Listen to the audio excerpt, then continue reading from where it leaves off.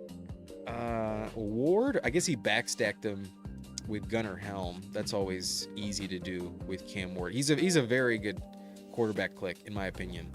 Cam Ward, I actually like more than Daniel Jones, but your team needed Daniel Jones a bit extra. He had not just Josh Downs, but also Tyler Warren. And quarterback room gets the job done. Running back has Bucky Irving, Ramondre Stevenson, Rico Dowdle, I love in the 8th round, so that's fantastic. Brooks, he got a little past ADP. I take Brooks a lot myself. I almost took him. Emmett Johnson, 165. Brian Robinson, Najee Harris, he got 7 of them. Little bit tricky with Bucky and Ramondre. Personally, I take Travion and Gainwell a lot more often than these two, but love the team bets overall, and they can definitely just be the right guys. So love the running back room here. Hartman has a very legit RB room. Wide receiver with Amon-Ra, Neighbors, Olave, and Terry. How the fuck did this come together? Terry in the 5th. Bucky in the 4th. Damn, this is a good team. Downs is the 5th. Hurst is 6, and then Deshaun Stribling is number 7. I can't say I've taken Stribling. I'm not keen on Stribling yet enough. But I have heard him on PPR Tyler's channel. Heard him mention him when he had Cups on the other day. But and then tight end has Warren, Gunnar Helm, and Colby Parkinson. So punted some depth at tight end, punted a little depth at receiver. But receivers just has such good. The first 4 receivers are so fucking good. Damn, this is a good team, Hartman. Really, really up and down the board. Super, super fun. And first Stribling share. Yeah, why not? But Hurst and Stribling, wide receivers 6 and 7. Not the most confident, but everything else is just fucking great. So worth the risk. Good team, man. Very good team. We have. Oh, was Doc in here? If this is Doc, let me know. I believe this is Doc. If I'll come back to it because I know Pepper Tony is definitely in here. I'll take a look at Pepper Tony first, but I think that's Doc.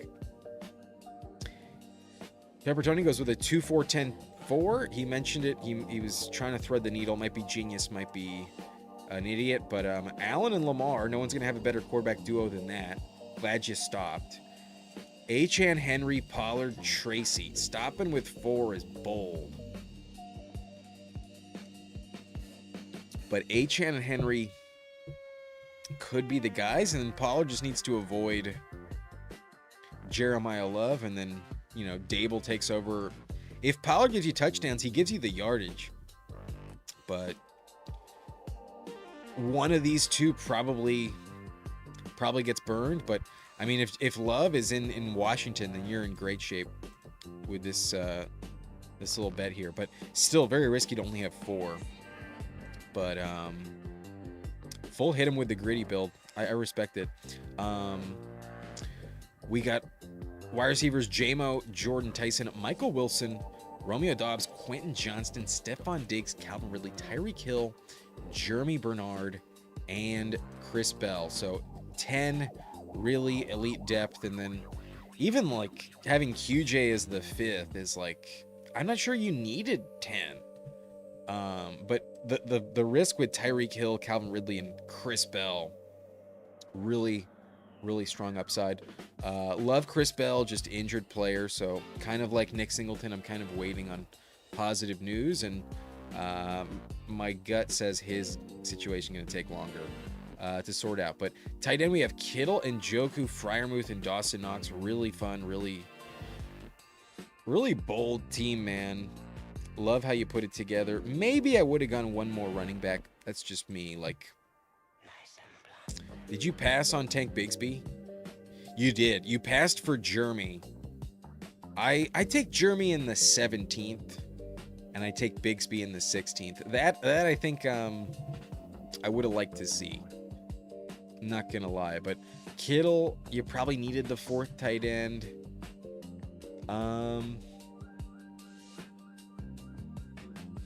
You know I love Bigsby. I can't quit Bigsby. So yeah, that's one thing I would have maybe changed personally. Like, instead of Tyreek Hill, I might have just gone Bigsby. I think that's maybe what I would have done. But that's me. You don't have to agree. You're pushing the limit on this one. And honestly, I respect it. Really fun team. Started with 2 RBs, lucked into both Allen and Lamar. Had to get back in at receiver pretty fast. Got some kind of mid-depth plays at RB, but if they avoid Jeremiah, then you're in excellent shape. And then, yeah, I'm definitely more confident in your first 5 receivers than you are. I don't think they're bad. Like I might have gone Addison personally over Michael Wilson. That's just me. But like JMO, I have on the thumbnail. I think he's a great click in the 4th.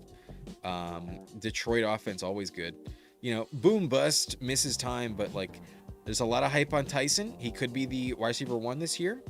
Good landing spots available. Wilson was fucking top, 5 at one point last year? Like Wilson fucking crushed for a while. Wilson could be great. Dobbs, I think, is an excellent floor play. And then QJ, I think, is one of the better values at receiver going this late. I think QJ is actually a smash pick. So, yeah, I do like your top 5 receivers more than you. I think you could have 100%. Like, I don't like Ridley, Tyreek, and Chris Bell. I think one of those can go. That's my take on it. But I think pushing it thin at running back is always worth a try sometimes. So good luck to you, man. Really respect. You finally pulled him up on the stream. I respect it so much. Thank you. If anyone's watching, like we said, that might be Doc at pick 5. I'm pretty sure it's Doc. And then I think I recognize actually Rocco Jamaica. But I don't expect too many people to have been watching when this live stream started. It was posted last minute. I doubt it. So maybe it is Doc, but let me catch up with the chat. Marcus says Diggs, Ridley, and Hill. Diggs, Ridley, Hill. Unk Room. Does not like Peppertoni's late round wide receivers.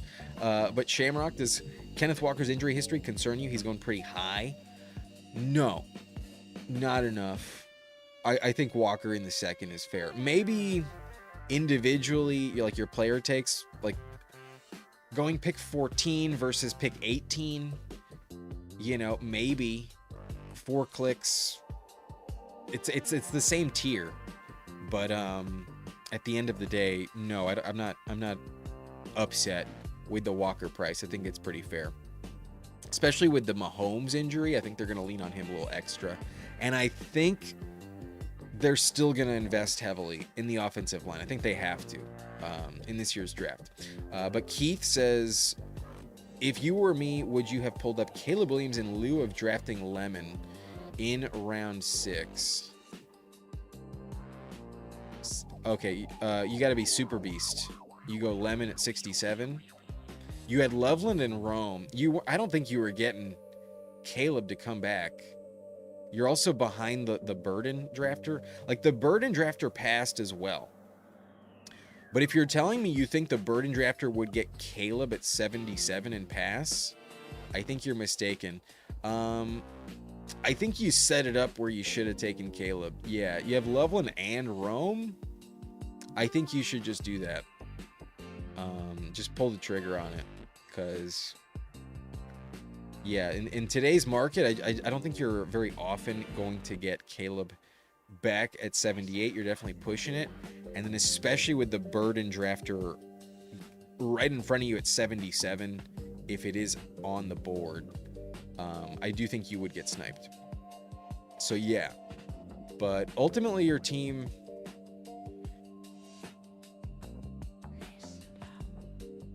Bo Nix, Tyler Shuck, Aaron Rodgers. The quarterback room's not bad. Cook, Etienne, Coleman, Woody, Kimani, Adam Randall. Running back is thin beyond the top 2. Wide receiver, London, Odunze, Lemon, Metcalf, Pittman, Juwan Jennings. Double stack in Pittsburgh. I like that. Juwan Jennings, Surratt, Pat Bryant. Surratt's also been mocked a lot to the Steelers. Not sure if you knew that, but interesting correlation there. Loveland, Goddard, and Stowers.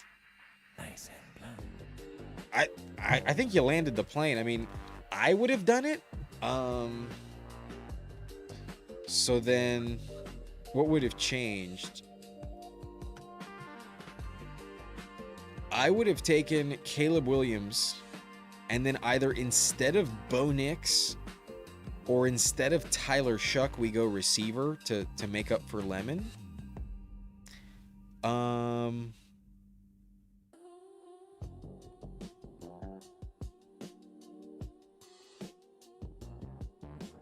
Yeah, I think I might take Jaden Reed instead of Bo Nix there. I think you could get more points out of Jaden Reed than Mekhi Lemon, in all honesty. So yeah, I think that's where I might have mixed it up, or taken Pittman and then a different quarterback. But Bo Nix I think is a very legit fine click. Do you have him stacked up? I don't think you do. No, only Pat Bryant super late, so whatever. Yeah, I think I would have gone Caleb over Mekhi Lemon personally. But the Curb Layer says, big fan, watch often. Not usually live, drunk after the bar right now. Go Pack Go. Rank the Packers receivers by their value of their ADP. Love the question, my man. Okay. All right, so look, in this draft, Christian Watson goes 5th round, pick 53. We have Jaden Reed on my team at pick 97.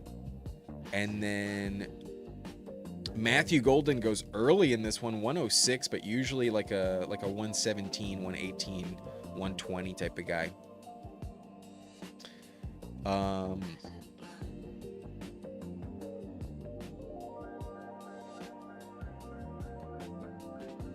My order of preference in terms of value of their ADP, I'm gonna go Jaden Reed at 1. You might not like this, but Matthew Golden at 2 and Christian Watson at 3. I still want Christian Watson, especially after the Dontavian Wicks trade. I want all 3 of them, but you're telling me I get a 50 pick discount, if not more, on Matthew Golden, and he was a 1st round pick. Meanwhile, Christian Watson gets injured like every fucking year, misses at least like 3 to 10 games. No, I think Watson is the least valuable in terms of price. Now, he has tremendous upside. He can be 100% worth where he goes. We have to draft at least one Packers wideout that high, but he does scare me the most of the 3. I draft Christian Watson the least. I've started to hammer Jaden Reed in the 8-9 turn, so he's quickly become, I think, my most drafted Packer. And then I've been taking Golden consistently for a while. Back when he was like going in the 12th round, like when Golden was like 135, 133 back in February, I took Golden like crazy, man. So really happy I got a shit ton of him. Followed him up the board, and in this one he goes 106. That's one of the highest I've seen on Golden, but I've been starting to see him at 111, 110 a lot more often. So it looks like Golden is moving up. And Jaden Reed, I'm not sure why isn't himself, but yeah, love Jaden Reed, love Golden. Still think Watson is valuable, but I think he's number 3 on the list of ADP value. But Pepper Tony says, I expect one of the 8 receivers that went after Jamin to come back to me, so when they didn't, I pivoted to this. Yeah, I typically, I would expect one of them to be there too. At least Watson usually is. So yeah, interesting room in front of you. Yeah, just wasn't super hungry at running back, apparently. Like, teams 3, 4, and 5 did not take RB in the 5th. And ultimately, I do think the receivers that went there are actually like where they should be going. Like, I think all the receivers in the 5th are better clicks than the running backs in the 5th. I like the running backs in the 5th. They're all fine too. Maybe not Scattaboo. That one's tricky, but yeah, I don't think they're better than Rome. Maybe better than Watson. Maybe more healthy than Evans. But Thomas, a big wild card. I get why he goes at the bottom of round 5. But I like what you did, Pepper Tony. I like how it worked out for you. But yeah, thank you, Keith, Nice Your and team's pretty good, man. I think Keith's team is pretty solid. Despite, yes, I think I would have gone Caleb and then taken a receiver instead of Bo Nix or something. I think your team is actually very good, but Nix is just not as heavily stacked up as Caleb, and you really bet on Chicago. So, um, yeah, I might have done that. But Pepper Tony says Tucker Craft won. Yeah, he did not. He did not ask me to include Tucker Craft in his question. He did not ask for that. But you say Pepper Tony Watson has symmetrical hamstrings now. It's over for the other guys. I don't want to give up on Golden, man. Not enough. And then I really like Jaden Reed. So, yeah. Curblayer loves Watson, but I totally agree as far as value. Reed feels like a steal, and Golden has huge upside. The upside, I think, is worth it. The first round draft capital is what I want to bet on. I just don't think they can afford to not try to make it work. And it's not an organization that like rushes things. You know, like they have a lot of patience. They let Aaron Rodgers sit for 3 years. They have patience. So I think they're still developing Matthew Golden. He was this close to hitting on like some really big plays last year. And I did like him coming out of college. So not giving up on him. In this lobby, I think he goes much more appropriately, but might still be going too late. But after QJ at least after Wandale, I think is probably correct. But Jaden Reed could literally go where Marvin Harrison is going. I don't think it's wild. If you told me Jaden Reed moves up 20 clicks to where Cortland Sutton and DK Metcalf are going, I don't think it's crazy at all. We saw that rise with Addison over the last month. I think we're going to see it with a Packer as well. So love Jaden Reed. Shamrock says, who's your dark horse player prediction this year? Until the draft comes, I don't think I can pinpoint one too strongly. But a name that I don't think the average drafter understands like how much he really could deliver is Trey Harris. I think Trey Harris at the moment is a big candidate to be my dark horse of the year. Round 16, same round as Tank Bigsby, so you might not hear me talk about him as often these days because I still take Tank Bigsby a shit ton. I'm still taking Rodgers in this round now that he goes here. I'm starting to take Nick Singleton, but I've never really given up on Trey Harris. I think he has to survive the draft, but even if they bring back Keenan Allen, which I'm hoping they don't, but there's so much opportunity for Trey Harris right now as the de facto wide receiver 3 in LA. Just a really potent offense that spreads the ball around, going to produce. They like him a lot. Last year's rookie class was much better overall, especially at receiver depth. I think Trey Harris, late round 2 pick, is going to be better than most late round 2 picks. But alongside Jeremy Bernard, maybe not egregious, but there aren't as many sure bets as Jeremy, in my opinion, in the second round at receiver. So Trey Harris, Jeremy Bernard, I think are 2 really good options. But dark horse candidate, Trey Harris. I think Dontavian Wicks sneaks into that a little bit. Those are receivers. Goddard goes way too late at tight end. I think Goddard's a huge dark horse. Maybe not as... That's kind of obvious, but he's pretty interesting. I think David Njoku's still very valuable. David Njoku, perfect candidate for this. Definitely a dark horse. Still some good landing spots in free agency for him. And then at quarterback, I like Cam Ward a lot as a dark horse option. Pretty slept on guy, but could 100% deliver. Maybe not top 5 numbers, but a few top 12 performances, like more consistent top 12 showings this year. I could see that 100%. Just needs touchdowns. But the yardage, I think, will be there this season. And then any running backs? I mean, if you watch the channel, you know I love Tank Bigsby. Brian Robinson, great click. We're starting to like Nick Singleton more. At least I am. But Jonathan Brooks, huge dark horse candidate. But a lot of people are on Brooks. I'm taking Trevor Etienne a little bit. I like the Panthers backfield for dark horse potential. But Doc never spoke up. Team 5. Just gonna skim it real fast. Puka, Chase Brown, AJ Brown, little Browntown action. Burden, Christian Watson, RJ Harvey, Cortland Sutton. Got sniped on Bo Nix. I'm sure he was pissed. Brock Purdy, Matthew Stafford, Kenny G, Rashad White, JCM. I don't like taking both Commanders running backs. That I don't love. But Andrews, Debo, Barner, Bigsby, Dell Williams. That's who sniped me on Williams. I thought I was going to get Kyle Williams instead of Jalen Knoll. But Kyle Williams off at 212. Claiborne, Ty Simpson. Doc's team is okay. I think he'd be better with Bo Nix and the stack.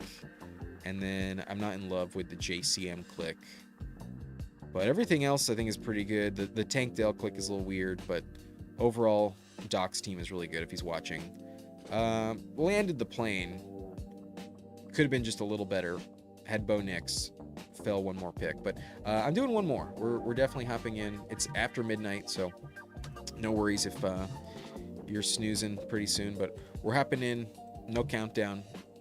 5 spots left. I'm going to go fill up my lemonade and come back in hopefully enough time where it's full. But see you in a minute.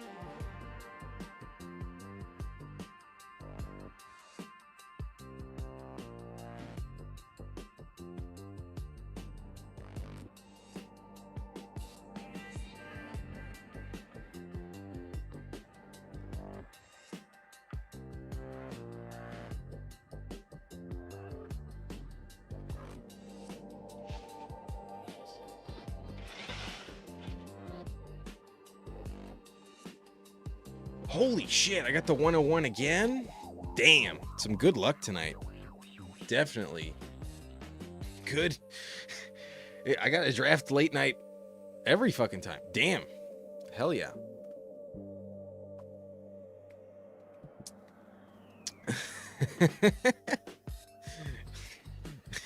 When it's rigged in your favor, it's just good luck, man. That's all it is.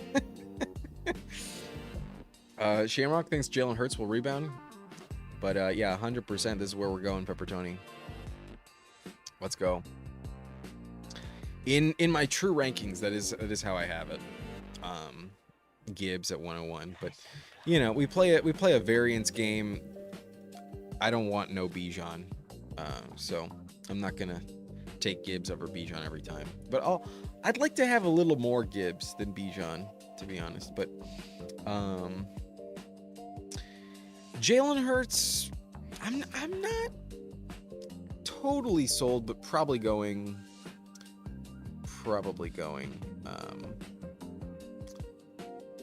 a little bit too late. But I came in just in time, Keith. Just in time.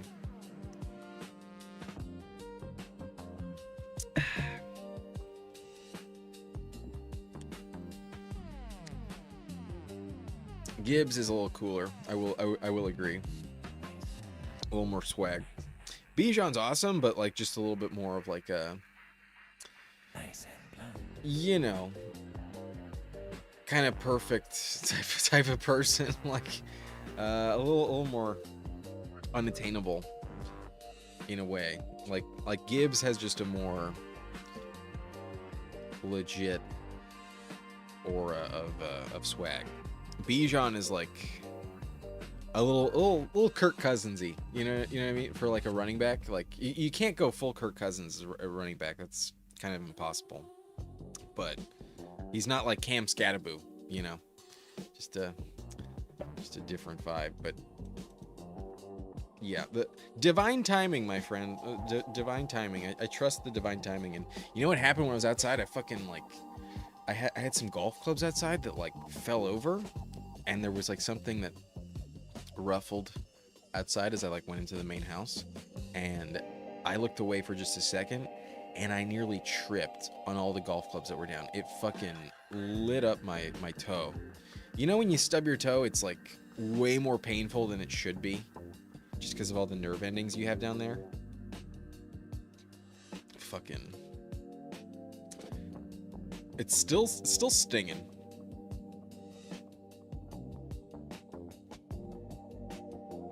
But at least I didn't trip. When you get caught like that, at least I didn't trip. Bijan is like Jim from The Office. I don't know. I feel like Jim is like deep down like kind of a shitty person. You know, like you pull that many fucking pranks on your coworker, like there's something a little twisted about you. You know what I mean? Like Bijan is a little more wholesome.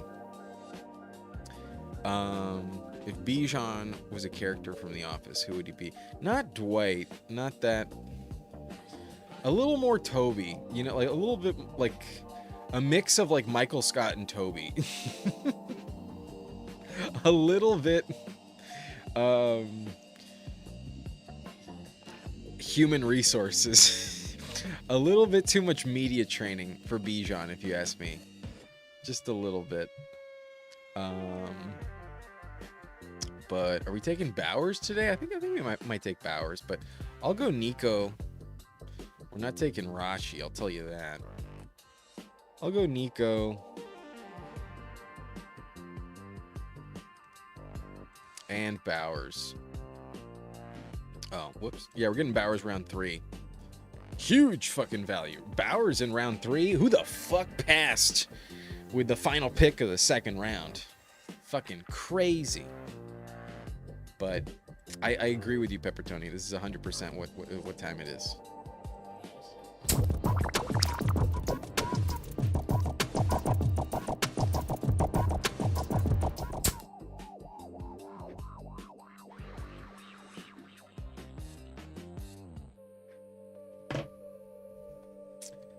Who would be Dwight? I don't think it's gonna be like Dwight might be Mendoza. Or no, like Russell Wilson probably. Russell Wilson's probably Dwight. Something like that. Something cringy as fuck. Aaron Rodgers maybe could be Dwight. Like a little bit of Dwight, but also like a solid amount of Jim. But just like weird, like I'm thinking of like just the foot. since you know when Rodgers had like his foot, but that's a bit that's kind of Creed actually. Rodgers is Creed. Rodgers is Creed.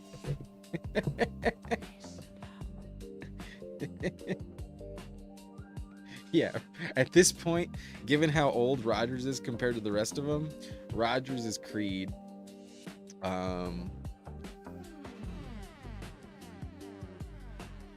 Let's make Dwight Mahomes. Let's make Dwight Mahomes, because fuck the Chiefs. He's more like Leslie Nope. Yeah, Mendoza a little more like Leslie Nope. I could see that. Nice. Michael?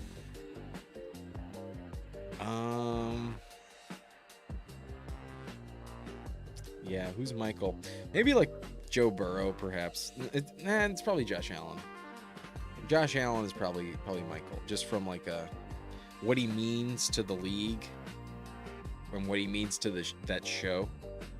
You know, if you took out Josh Allen from the league, even though they haven't won it, like there would be so much drama and like the reason to watch would be very diminished. You know what I mean? Like Bills, the Bills' hope is a huge reason to watch the NFL. Um, I would say Allen is probably more like Michael, but maybe not. Every time Josh Allen goes on like media tours and it's not like, you know, something super like official and like he's got to be you know, poised and composed or whatever, he makes like both of these nuts jokes like all the time. He makes a ton of these nuts jokes. That feels like Michael Scott type of humor. But fan fucking tastic. We get Jamison Williams on the thumbnail to make it back, and then you know what? Even though I might regret passing on Lamar, I have a shit ton of Lamar in this contest already. We'll go David Montgomery, and someone asked about David Montgomery, and I never fucking addressed it, but he wasn't on my team, so I kept forgetting about it. But I'm going double Detroit, double Houston on this one with Bowers. This is actually kind of fun. That's fun. I didn't even plan it. I wasn't even thinking that I had Nico and David Montgomery on the same team. But let's remind you some quick stats on Joe Mixon. Here's Joe Mixon. His first year in Houston was actually pretty fucking good. At the age of 28, 14 games played. So only 14 games. He missed three weeks. But we have 1,016 yards and 11 touchdowns in 14 games. That's pretty legit. If Dave Montgomery does that in 14 games, that'd be pretty dope. And then you also add on the passing volume. This is where it really gets interesting. 52 targets, 36 catches, 300 yards, and a touchdown out of Joe Mixon 2 years ago. That was CJ Stroud's first year. No, it was his second year. Last year was his third. But yeah, really good season out of Joe Mixon. And then obviously Mixon, that bridge seems to be burned. So we got Montgomery in Houston, and maybe I should have taken Lamar, but MC Sports doubles down on Peppertoni's strategy, gets Lamar at 55 in the same fucking slot as well. 31-55. Allen and Lamar to the same drafter. Very, very fun. Very interesting. I got the filter. There's a Chrome extension. If anyone's interested in a Chrome extension that puts on Dark Reader, it's called Dark Mode. It's called Dark Reader. And you can have the filter on or off at all times. And then if there's a website that you don't want it to impact, or you do, you can have like preset settings that just remember to turn off the Dark Reader mode on this website. But yeah, thank God we adjusted to it after midnight. So yeah, I'm hopeful that maybe we can get a season like this out of Dave Montgomery this year. Over 1,300 yards and 12 touchdowns in only 14 games. That'd be fucking awesome. That'd be great on a per game standpoint. Like that's like 90 yards and a touchdown, pretty much. That's really good. So I'm hopeful for that. Maybe Lamar Jackson is just the right click, but double Detroit, double Houston, and Brock Bowers. That feels pretty interesting, pretty fun. Don't hate it, not at all. And JMO's on the thumbnail, so definitely an auto click. But very obviously, I need Jared Goff on this team. But the curb layer cannot click Rice or ETN at ADP. I get it. I take ETN a lot. I think you should be taking him. Rashi, whatevs. But then there's some people that think Rashi should be going like above Malik Neighbors at the top of the second. Like there's some people that still think Rashi has a lot more room to rise. So I'll get him in a cheap contest and just get some shares while I'm at it. You know what I mean? Like I'll just check the box, but it doesn't feel great. I think I'm going to go Justin Herbert on this one. There's still some back stacks available that I kind of like. So Herbert as our QB1. Don't want to get behind. I have Bowers, so can't go Tyler Warren. We took Alec Pierce already. At this point, we're just pulling someone up to get kind of unique. So I'll just take my boy in this spot. I'll go Jordan Addison, the one who's least likely to make it back at 96. There's really like no fucking chance at this point in time that Addison's available at the end of the 8th round, top of the 9th. So he's not making it back. I'll take him. And I think he's one of the more valuable wide receiver targets in the 7th or 8th round. He's going all day in the 7th now. But I do like Alec Pierce as well. I think Pierce is also good value, top of the 7th. But I'll go Addison. Because last time we went Alec Pierce.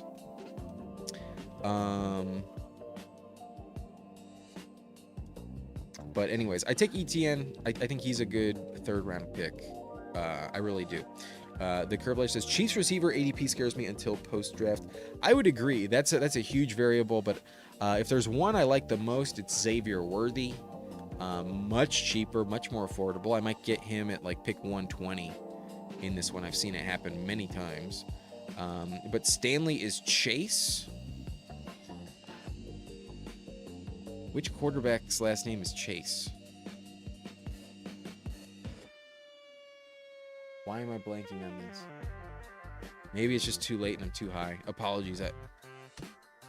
My mind has pivoted off of that game enough where I'm just not sure what you're talking about.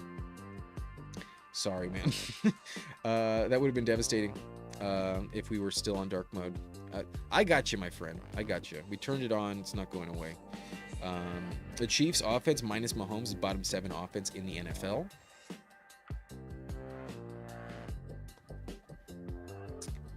Yep. That's valid. That's true.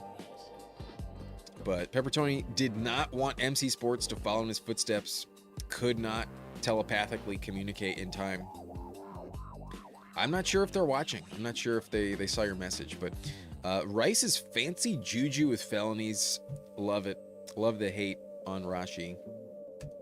Plus Mahomes returning from injury. Plus Chiefs linked to Tyson. Yeah. A lot of variables. But what if they don't do any of that? What if Mahomes is fully healthy? What if they don't draft Tyson? What if Rashi just stays their big guy? Like, there's also a world where Rashi could give you 30 points in week 17. There's also a world where that's possible. In general, though, I don't draft Rashi Rice. We did earlier, but that one is just to get it out of our system, really, so that I don't have to do it in a fucking $25 Best Ball Mania. I don't think you're ever going to see me draft Rashi Rice in like Best Ball Mania. So I'll do it here in a $2 UDFA. Who gives a fuck?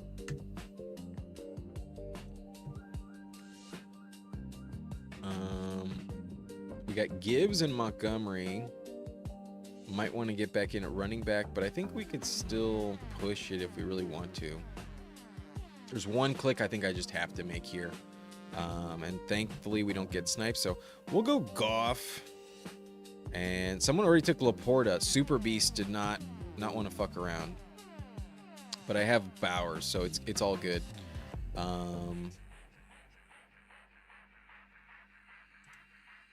Nice. I'll take Goff 100%, and then I'll go Quentin Johnston for the Herbert stack. I'm fine with that. Herbert, Quentin Johnston, full receiver room as Nico, JMO, Addison, and QJ. And then our running back room has Gibbs and Montgomery. Quarterbacks Herbert and Goff both stacked up. Goff with Gibbs and JMO. And Herbert maybe still with some pieces left to come. And then our tight end is elite with Brock Bowers in the 3rd round. Really fun team. Running back has Gibbs, so willing to push running back 3 a little bit and just shore up depth everywhere, because by taking that elite tight end, we're kind of missing a really good receiver piece, or a really good 3rd running back. One of those flex spots is missing because of Bowers.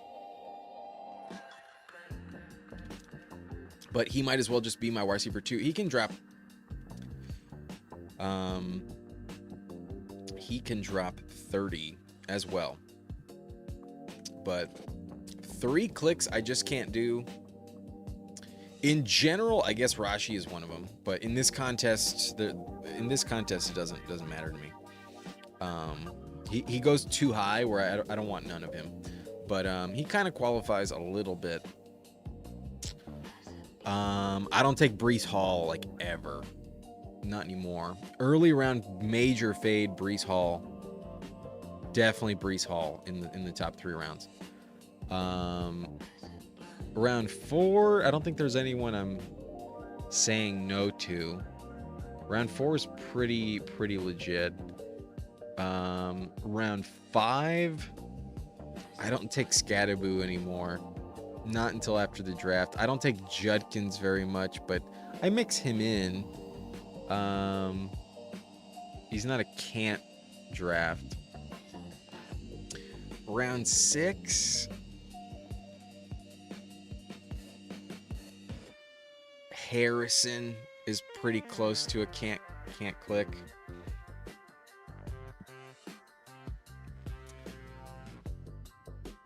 The 7th, I would say Cortland Sutton. In the 8th,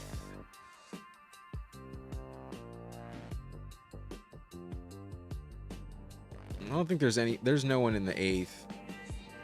It used to be Kyle Manungai, but I've been starting to come around to it. He's going in the 9th in this one, pick 101, but he's very often in the 8th round. And then in the 10th, there's no one in the 10th. The 10th is one of the most valuable rounds overall. There's not that many. Keith broke my heart, stabbed me on Goff, had a monster double stack trap, set him. Sorry, bud. You had Amon-Ra and Laporta, but you forgot that I had Gibbs and JMO. You should have taken JMO instead of Loveland. I wouldn't have wanted it as much. Sorry, bud. Sorry, man. JMO is on the thumbnail, man. It was part of the. I was already thinking about it before I even went live. I wanted a JMO Goff team on this one. Sorry, man.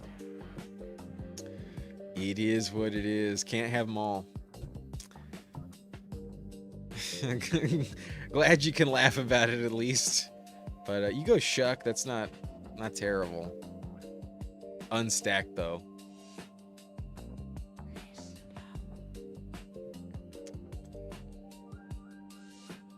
Ooh, I'm getting at least one click I really want. I definitely wanted Gainwell. Would have loved to get both of these, but we get Gadsden to come back, so I got a double stack with Herbert. Fuck yeah. Fuck yeah. But paying the price a little bit at running back, that's for sure. Gadsden auto click here with Herbert.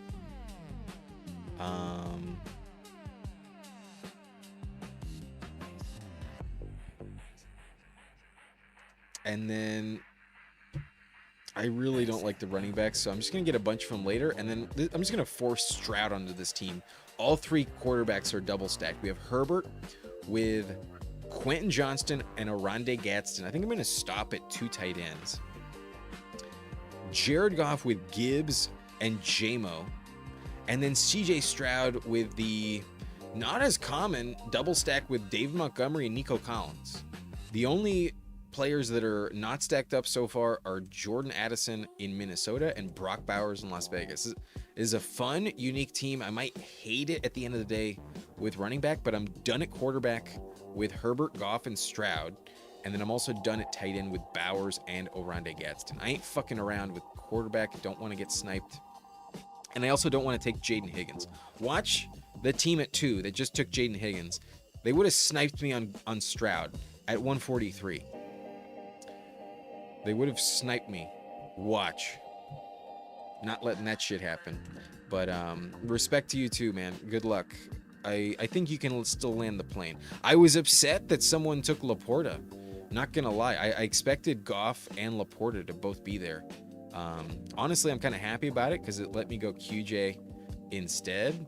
But especially once I noticed that Laporta was off, it was like there's no fucking chance I'm pushing Goff past 97. So had to take him. Respect to you, my friend. I hope you get it next time in a lobby that we're not sharing. But Curb Layer asking, most underrated offense in 2026. Raiders receiver group feels like a diamond in the rough. Kirk has the ability to sling it. Yeah, the Kirk Cousins, excuse me, addition in Las Vegas definitely keeps their floor much higher. In case Mendoza is just not the guy. But I think he is. I think he'll be good. Love the Clint Kubiak acquisition. They're solid. But most underrated offense at the moment, in terms of ADP, I think is Pittsburgh. I'm pretty convinced at this point that Rodgers will return. And if that's the case, I think their offense is going to be much better with Mike McCarthy calling plays, not Arthur Smith. And they got Rico Dowdle to replace Kenny Gainwell. Their run game, I think, could get better. And then they also added Michael Pittman. They needed a receiver too desperately last year. So I think they're going to be better as long as they have Rodgers. And I still think he has quite a lot in the tank. He was not the problem last year. Not at all. So they made the playoffs. They won 10 games. And he also missed some time. They also had some weird vibes with Metcalf. He got suspended later on. Like, they were this close to missing it, but I think for fantasy, I think their offense is going to take a leap, and the price, everything went down. So Steelers are interesting. I think the Tennessee Titans are very compelling, especially if they draft Jeremiah Love. That's probably the most underrated offense of them all. At least there's not the risk that their quarterback retires. So that's probably the better candidate. I think Minnesota's also in that breath, but they're not that slept on.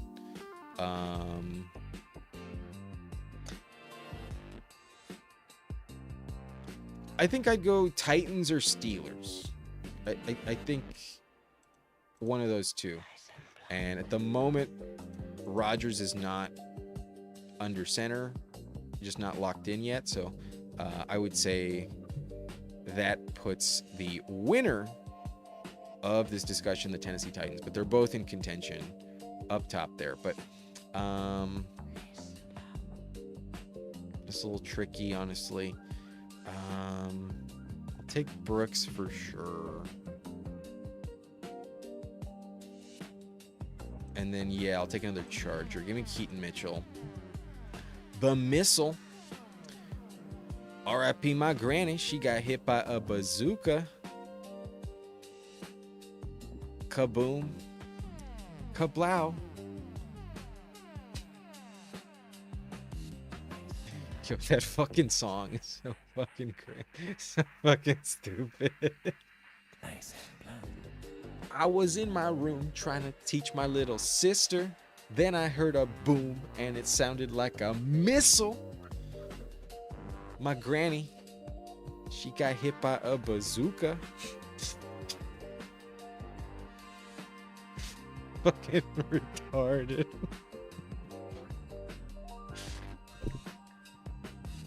Holy shit.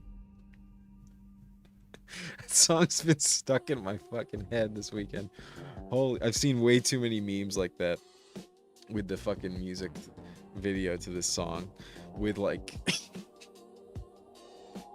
like the first Spider-Man movie when Aunt May gets fucking blown up by the Green Goblin.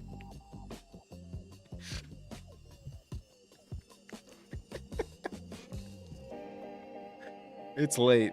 Pardon me if you have no idea what I'm talking about. Because if you don't, it's like, what the fuck? But no, my grandmother's fine. My grandmother's about to be 98 years old. She's killing it. But shout out rapper Miami XO. His granny got hit by a bazooka. R.I.P.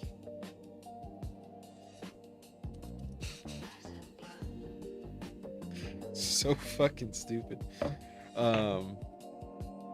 If you don't know what I'm talking about, please Google bazooka song. That's all you got to type in, bazooka song, and you'll get it. You'll get it. But appreciate you, Kerr Blair. I think they're pretty good. Vikings running back situation is something I've been watching. Mason and Jones back is something. Thoughts? I think they're pretty likely to draft a rookie, to be honest. I think they're actually a tough rookie draft landing spot zone, in all honesty. But we're almost 2 hours in this live stream, basically. What are we? An hour and 36 minutes. If you could do me a favor, hit that like button before we finish this up. We're about to come up on round 14 and 15.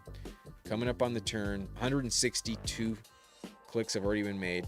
And I'm definitely logging off after this and going to bed. So if you could do me a favor, if you're watching on your phone, hit that like button. If you see the live chat, hit the X, hit the like, and then just click on the live chat one more time, and you'll be right back where you were, and you drop the like. 3 clicks on your phone, really easy, helps me out. It'll help me out tomorrow a lot on the replay on this one, because at the moment, I don't really give a shit about the likes. Half the time, it doesn't really mean much, but it does help in the algo, especially tomorrow, because most people were sleeping when I logged on here. So we got 12 likes. We're still sitting at that. We got 26 viewers. If you can hit the like button, I would really appreciate it. But if not, do what you want. I ultimately have no say in the matter. But we're gonna go Debo. Actually, fuck no. I'll take Trey Harris, and then I'm gonna think about it. Damn it. Yeah, my receiver room is kind of thin, but so's my running back room.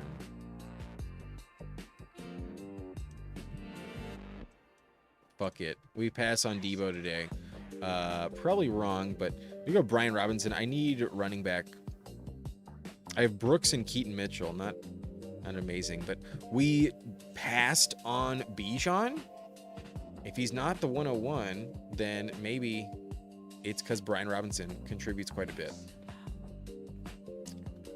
But still just sitting at 12 likes, so appreciate y'all so much. Y'all are so nice. Y'all really care about hitting that like button for me. Really appreciate it. Not a single one of y'all did anything. Love it. Thank you.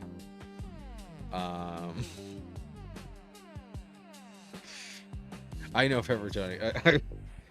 When I started and we already had 2 likes, only 1 person watching, that was nice. But that's okay. It's not that big a deal.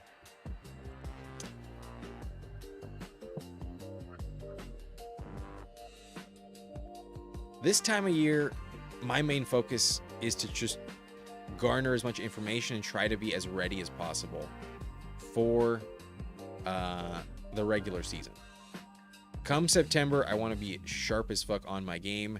And historically, I don't really make much from YouTube this time of year.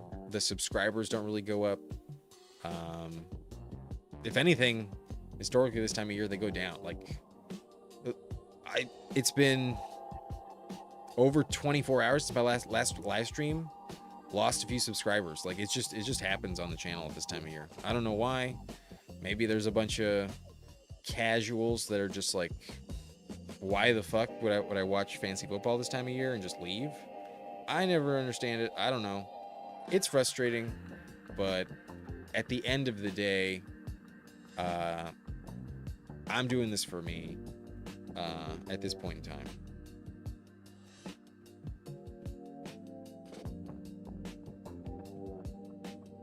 So, thank you if you do hit the like button, but looks like we got 2 more. We're up to 14 likes. Thank you very much, whoever you are. anyways, just a peek behind the curtain. I'm also packing a bowl. We'll give you a final send-off in these final few rounds with the weed.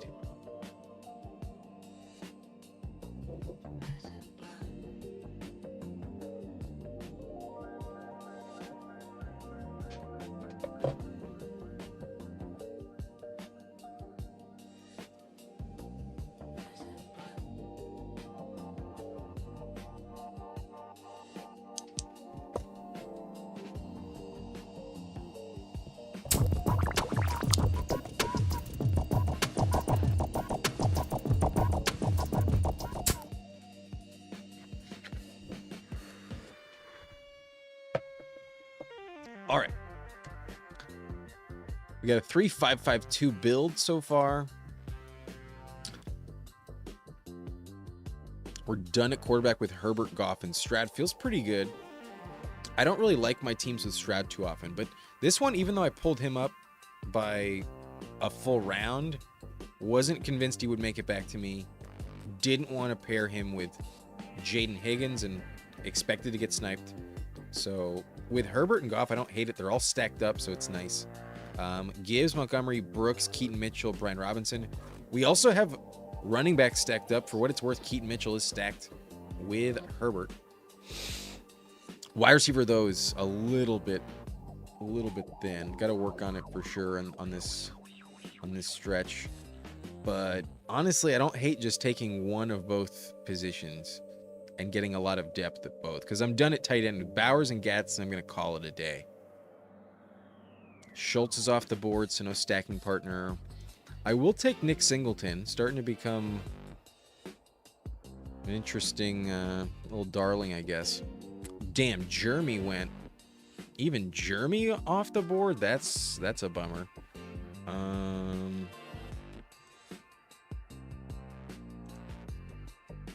Yikes, receiver is thin already. All right, we'll go Malik Washington then. Live to fight another day. And then I think I'll do the same, one running back, one receiver at the next turn, and then close it out with a whiteout. Pick 240. But I'm not going to disturb Leia. She's okay. It's late. Like I said, ultimately, it's not the end of the world. But I like this team a lot. Let me know your thoughts in the comments. We got a nice triple stack going in Detroit, Houston, and LA.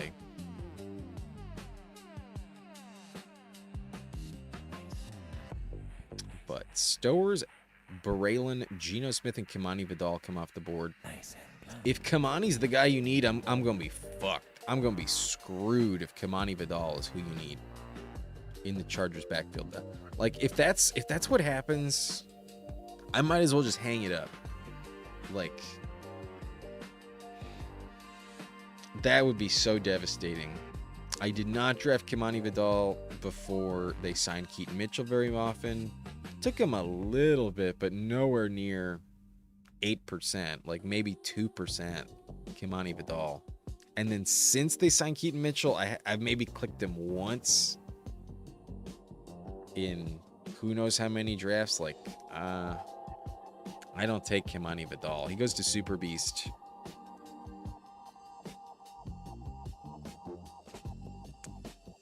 It's the right offense to bet on, but I just don't think it's the right name. A little too buried on the depth chart with the Keaton Mitchell addition. But he could pay off. Just needs the opportunity again. But Rich is in at the 4 on this one. That's Riot. Oh yeah. Sorry I didn't recognize your Riot. Should have mentioned it. I see Cobra in at 10. MC Sports is in here again, but might just be lurking or, you know, volume drafting. Yeah, let's take a look at Team 4. He went Puka, McBride, Pickens, Travion, Terry, and Hurts. So a little thin at running back early, but worth risking it. Chuba in the 7th. fair. Fair click for sure. Mahomes, Pittman, Worthy. Love that you got Worthy to circle back. Love that stack for you. Did not get Kelsey by one click. That would have been even better. But C-Rod is the RB3. Maybe saves you structurally. Jonah Coleman, I'm not in love with. Don't take him too often. But might get a great landing spot and be a great click. All the rookies still have tremendous upside. Tracy at 148. Very fair. Ridley, relatively fair. Not my favorite name, but Ridley over Debo is bold. I will say that. I am on the clock.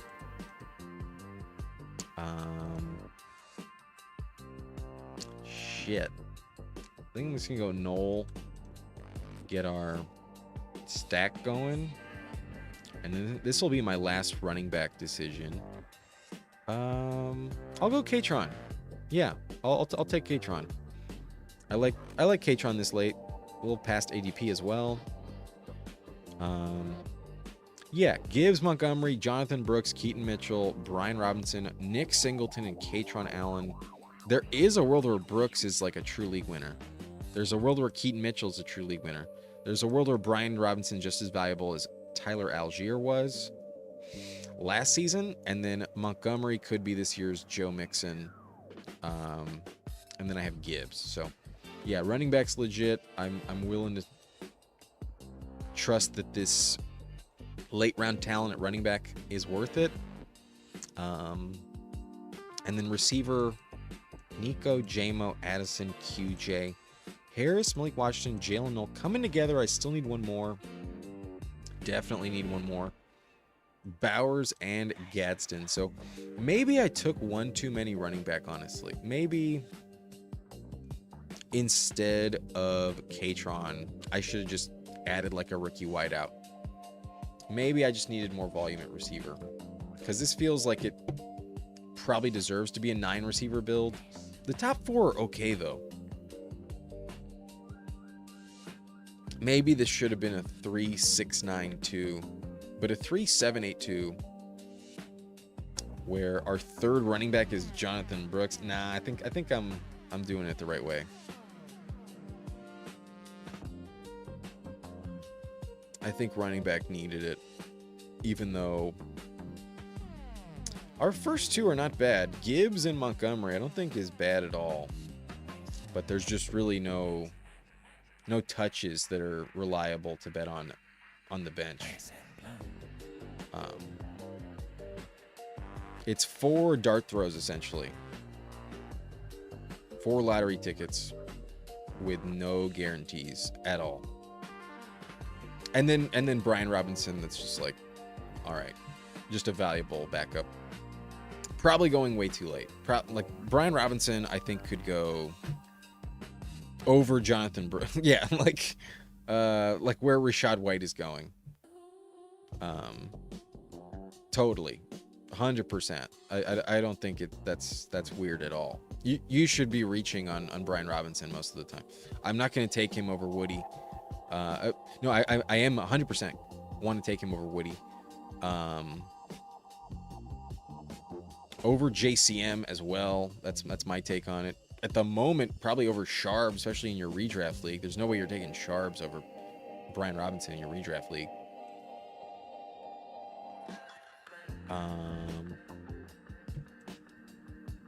Last round receiver.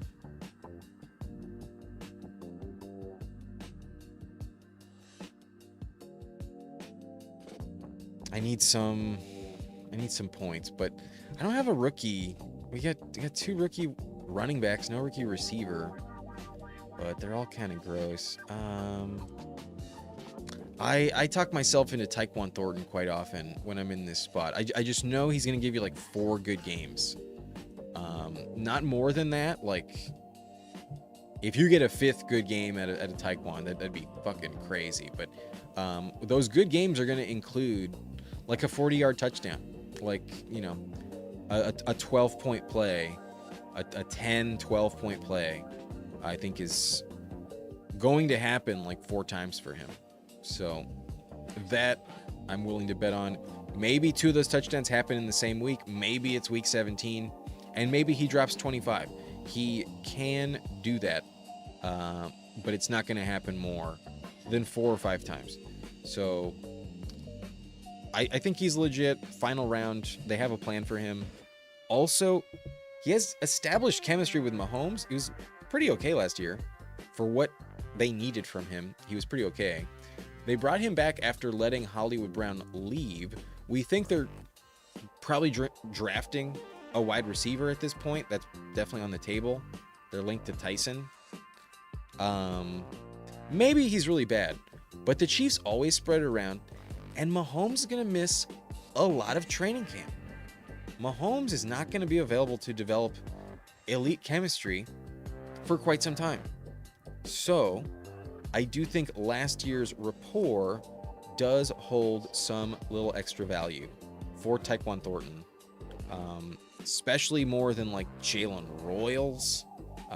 They drafted him last year, and some of their drafts are some of the draft picks at wide receiver are sometimes bust, but they're never picking this high. They're never taking someone in the top 10 historically with Mahomes. So if they go receiver round 1, Tyquan probably a bad click, but still probably gives you like 3 long touchdowns next year. So I think he's valid this late. Anyways, we'll take a look at Riot's official team at pick 4. And I'll circle back to mine, and then we'll log off. But Riot went with a 3-8-7-2. A lot of running backs felt the pressure. Hurts, Mahomes, Geno, not terrible, but don't love Geno. Travion, Chuba, C-Rod, Jonah Coleman, Tyrone Tracy, Pacheco, Kamara, and Najee. Wide receiver has Puka, Pickens, Terry, Pittman, Worthy, Ridley, and Tolbert. And then tight end Trey McBride, Pat Freiermuth. That's a fair, only 2 tight end build. Do you need 8 running backs? I don't know. But versus the 8th receiver, probably pretty negligible. Yeah, I think your top 5 hit your lineup pretty consistently. I might have gone a tiny bit more balanced, 3-7-8-2, but I don't hate anything. It's pretty legit. I'm not in love with Jonah Coleman though. I feel like he's overpriced in terms of the rookie running back market. A little overpriced for my liking, but good team. Super Beast as well, and then we had the Cobra, and if anybody else is watching, let me know. But Caleb, Tyler Shuck, and Shedeur Sanders. Those are the 3 quarterbacks. We got Derrick Henry, Josh Jacobs, Ramondre Stevenson, Kyle Monangai, and Kimani Vidal. So only 5, but a lot invested kind of early on. And if Monangai is really that good, maybe Vidal is that good. Strong conviction with those bets. Receiver, Amon-Ra, Romadunze, Jalen Coker, Jawan Jennings, Shaheed, Booty, Christian Kirk, Elijah Surratt, Branch. So wide receiver 3 through 8. Through 9. Yeah, there's 9 total. Those are risky, but Amon-Ra, Rome, that feels pretty solid. And then Loveland, Laporta, Okonkwo, I recall we sniped you on Goff. You were upset about that.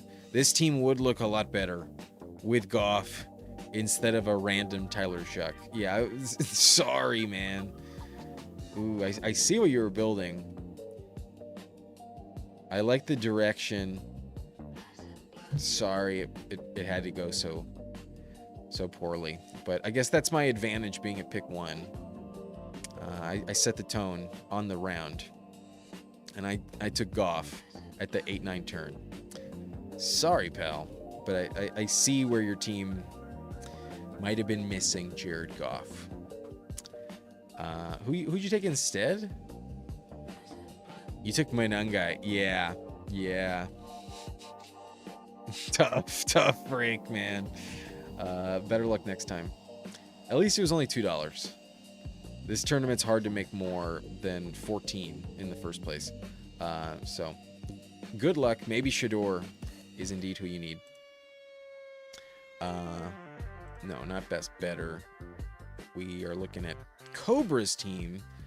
It was a 4-5-8-3 with Love, Rogers, Ty Simpson, and Massage Watson. Good luck there. I don't see the point in adding the bad karma of Massage. Running back Achan, Walker, Scadaboo, Tootin, and Aaron Jones. Legit to stop at 5. But with Scadaboo, I wanted that 5th. I like this approach. Devontae, Ladidi, DK Metcalf, Jaden Reed at 111. What a fucking steal. Holy shit. Good for you. Good for Cobra. Denzel Boston, Stephon Diggs, Debo Samuel at 178. Phenomenal price there. And then Darnell Mooney, 202 is also pretty legit. 14 picks with Kraft, Juwan Johnson, and Colby Parkinson. Good fucking team. Not with Deshaun Watson, but Love, Rogers, and Ty Simpson, and the Love Jaden Reed stack.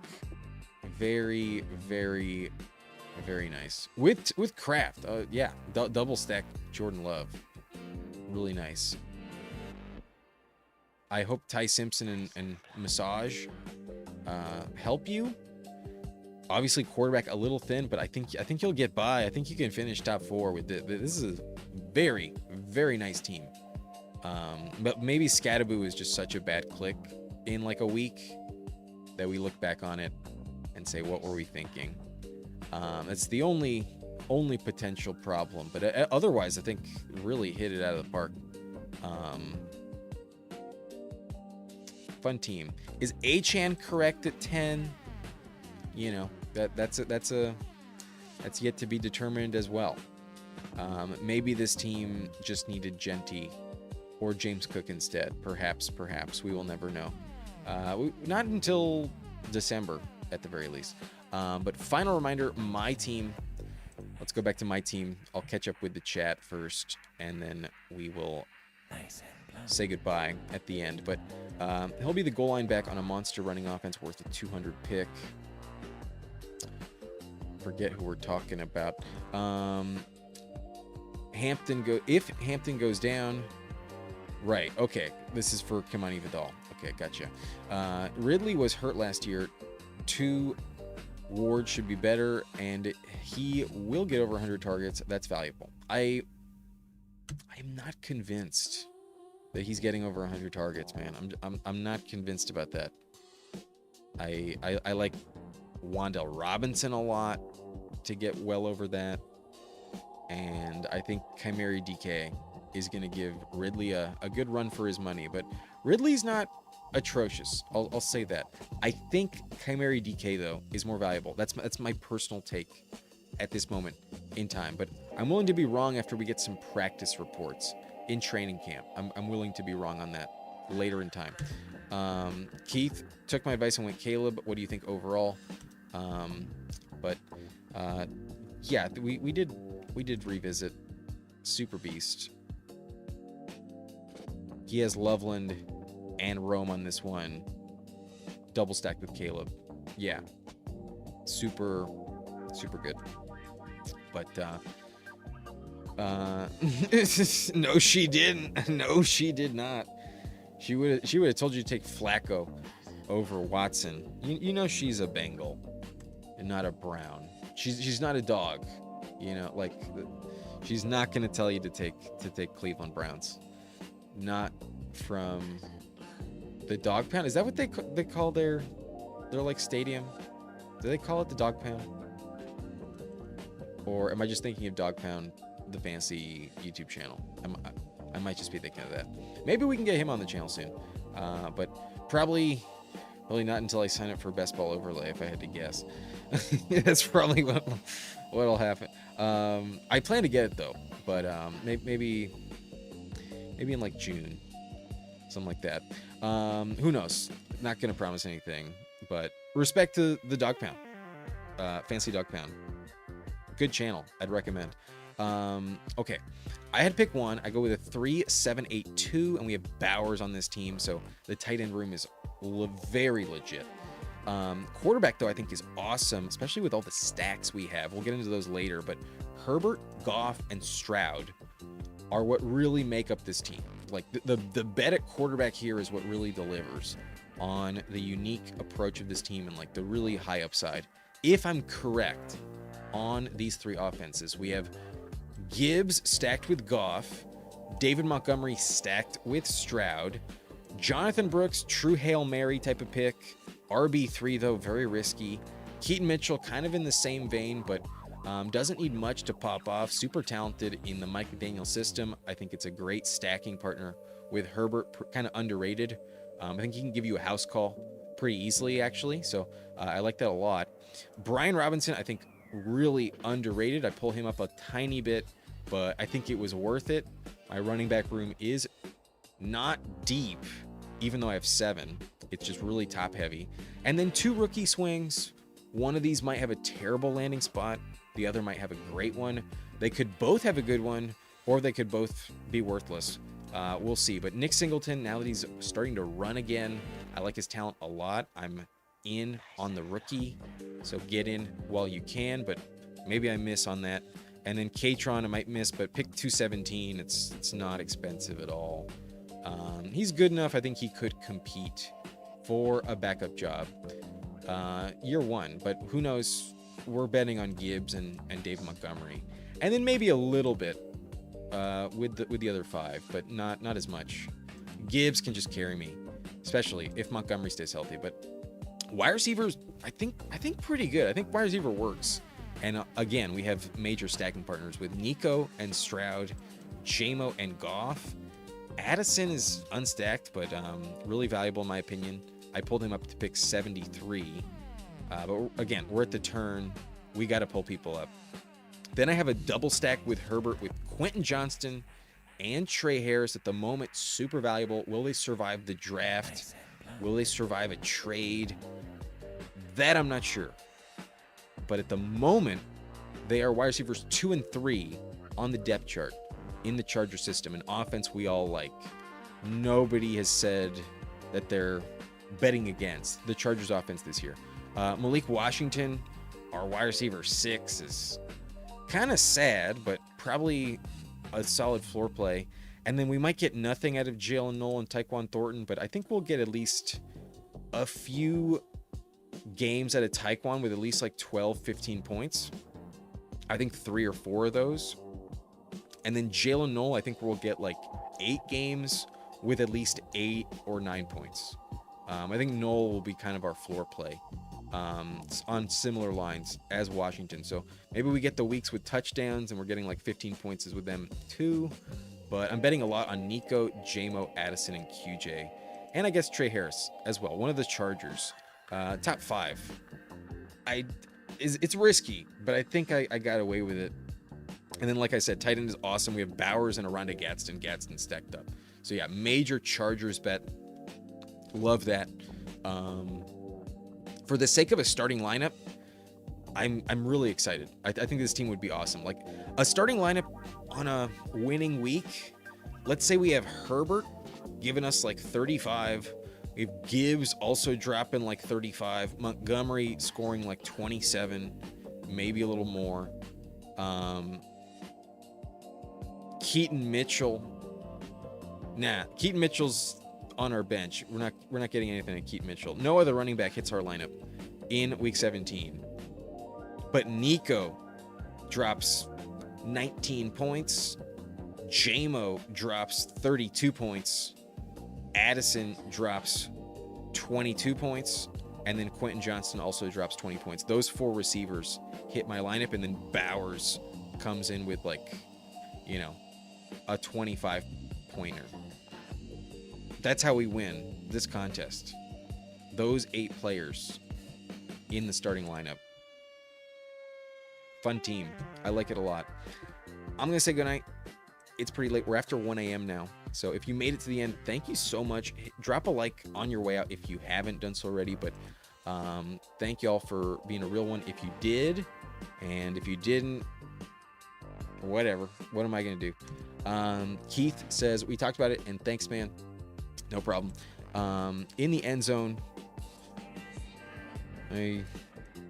I forget, but yes, the dog pound in the Brown Stadium. Yeah, they do go with the dog theme. Leia's never going to endorse a Cleveland Brown over a Bengal. But what's up, Fancy Dog? Thank you, my man, for being like number 17. Hope you have a good night and good Sunday. And thank you, Force Calibration, for hopping in last second, preparing for this 2026 fancy season. Hope we kept you informed, entertained, and we'll be here all summer long. Excited for the draft next week, and excited for another live stream tomorrow. I'll see you. We'll go single shot, and we'll give you one final rip from the pipe and say goodnight.